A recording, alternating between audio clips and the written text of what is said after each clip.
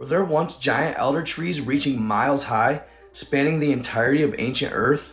As of late, there's been an intriguing theory that's demanded a lot of attention across the internet, that the world was once populated with giant, massive trees that reached our atmosphere. Like the one you see here, for example.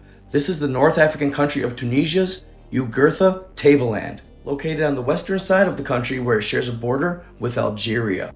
According to mainstream geology, Jugurtha is a mountain formation known as a mesa, which is the Spanish word for table. National Geographic explains mesas are formed by corrosion, of which water washes away softer, more malleable rock from the top of a hill, leaving behind flatter, stronger rock. Most mesas around the world are actually wider than they are tall, but according to theorists, at its height, this tree was 2.5 miles wide and 10 miles tall. Whether or not these theorists are correct is yet to be determined, but I gotta say, the resemblance to tree stumps is uncanny, almost undeniable. So again, could these massive mountains be remnants of what was a population of behemoth trees spanning the entirety of the earth? The tallest trees in the world today are redwoods towering over California, but these are mere shrubs in comparison, standing at only 300 feet. So yeah, the thought of these being seedlings is absolutely mind-blowing. The past shows that at the end of the day, throughout our Earth's history, which is mostly unknown, there have been periods of gigantism. Remnants of prehistoric creatures that are giant have been found by archaeologists for hundreds, if not thousands of years. Prehistoric mammoths like the megalodon, for example, that reached lengths of over 100 feet. Or when another giant roamed the earth, dinosaurs during the Mesozoic era, which apparently there's now a new change to the theory of what actually caused the dinosaurs to go extinct. According to a new study, they're saying that it could have been a massive volcanic eruption. That was just a little side note that was apparently released within the last couple of days that I'd stumbled on while researching this topic. But back to the subject of gigantism. Some people believe in a theory known as the reduced gravity theory, or reduced Earth's gravity. This theory was put forth in 1987, suggesting that millions of years ago, they had half of the gravity that we had today. That present day gravity is much heavier, or it pulls on us much harder than it did in the ancient past. And that this is what led to dinosaurs being 4 and 5 times the size of elephants and giants existing. They attribute this to the expanding Earth theory, that Earth was once much smaller than it is now, and also the proximity of the moon theory, etc. But I've also actually heard the theory that the O2 content, the oxygen content, was much greater in the past, and this could have led to gigantism, or beings on Earth being larger. One scientist, for example, presented this as evidence proving that the O2 content was greater back then, is the fact that the Brachiosaurus's nostrils are no bigger than a horse's today. And that the only reason that would be is that it didn't need as much oxygen intake as a horse does in present day. That the O2 content was richer back then. But what would that be attributed to? Well, massive elder trees, right? And let's not forget the other elephant in the room, the fact that giant humanoid bones have been found in virtually every corner of the earth. It's alleged that it's been covered up, it hasn't been proved, but many theorize that giants actually did exist, spanning heights of 20 and 30 feet tall. It seems that many theorists think a certain institution may have covered this up, and they're now too embarrassed to share the truth, etc. I'm not sure on that 100%, I won't elaborate on it. Essentially, if all of this is true, then why is the idea of massive elder trees so far-fetched? Let's look at some ancient text and writing from the Book of Enoch in the Bible. The tree grew and was strong, and the height thereof reached unto the heavens, and the sight thereof reached to the ends of all of the earth. That is Daniel 4:11. The following is a passage from the first book of Enoch discussing the tree of life, Enoch 26.1. And from there I went to the middle of the earth and saw a blessed, well-watered place, which had branches which remained alive, and sprouted from a tree which had been cut down. 26.2. And there I saw a holy mountain, and under that mountain, to the east of it, there was water, and it flowed towards the south. Another one from the second book of Enoch, 8.3 and 8.4. And in the midst of the trees that of life, in that place whereon the Lord rests, when he goes up into paradise. And this tree is of ineffable goodness and fragrance, and adorned more than every existing thing, and on all sides it is in form gold-looking, and vermilion and fire-like, and covers all, and it has produced from all fruits, for its root is in the garden at the earth's end. End is Eden.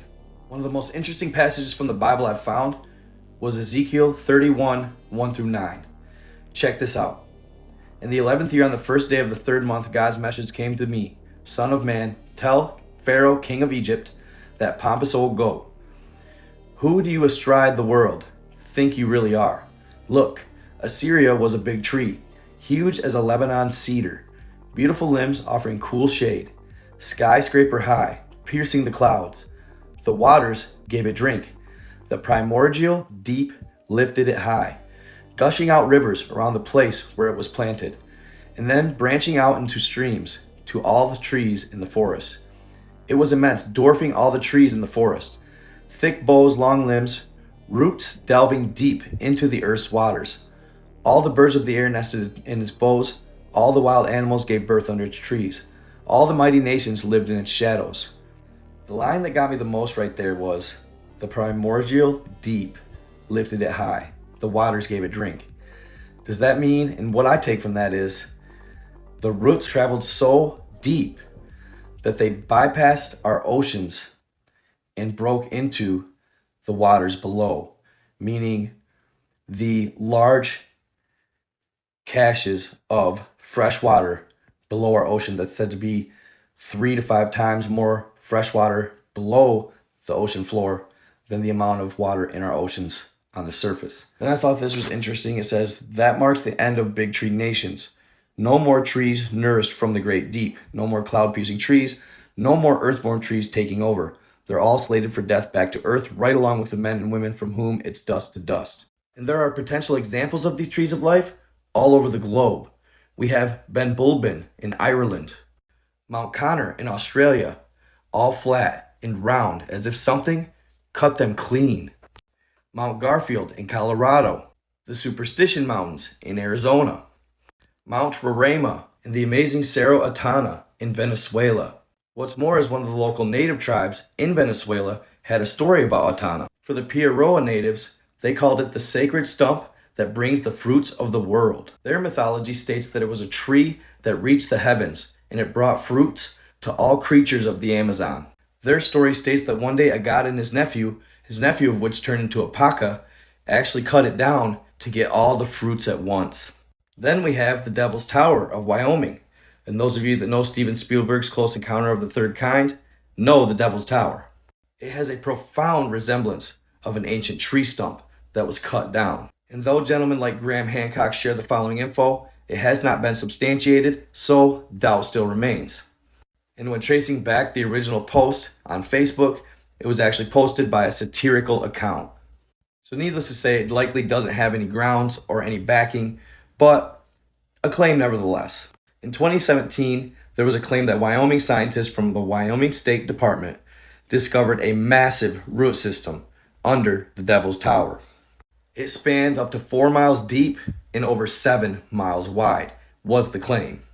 It's said that the photo that was used was Photoshopped in the end, and that the roots shown in the picture were actually that of a corn stalk. It went viral. The Wyoming State Department denied these claims and said they never conducted any type of experiments. But it put it out there, and nevertheless, you always got to wonder, maybe. Regardless of that, you have to consider almost every ancient society in the world. The majority of them have had some sort of record stating a tree of life existed, from the ancient Aztecs to the Egyptians. In the end, it's kind of telling that they all spoke or wrote of a tree of life in their ancient scribes. And if you're wondering what could have possibly cut them so cleanly and smoothly, now this claim is not founded and it has not been verified, but that has an unusual resemblance to a massive axe. Located in San Juan County, New Mexico, this is the Biste de Nazan Wilderness, a 45,000 acre trove of these types of anomalies. This structure in particular has led some to believe that giants were responsible for the felling of the elder trees. Some of them so massive, they did it in one foul swoop with that of an axe. Hard to say if there's any truth to it, but it's compelling evidence nonetheless. Regardless, again, it hasn't been verified. In the end, we may never figure out what exactly did it, or if these mountaintops are even elder trees at all. But the evidence, is mounting. One last picture I got to show you guys. This is crazy. This is Mount Strickland in the Yukon of Canada. I mean, damn. Like I said though, at the end of the day, it hasn't been verified and it hasn't been proven, but it's fun to ponder over, right? Can't we all have an imagination? It's what we do. It's what I love to do. Present the stuff to you guys. You do what you will with it. Think what you will with it. I'm not trying to sway you any which way. My job is to just get your ticker ticking. I'm just trying to get y'all thinking and enjoying these awesome stories and these theories at the end of the day. So I hope y'all enjoyed this video. Stay tuned for more. Stay in the love, stay in the light. I am out. Oh, and last but not least, there's also the theory that the Lord cut them down to prevent giants from climbing them for the great flood. I am out.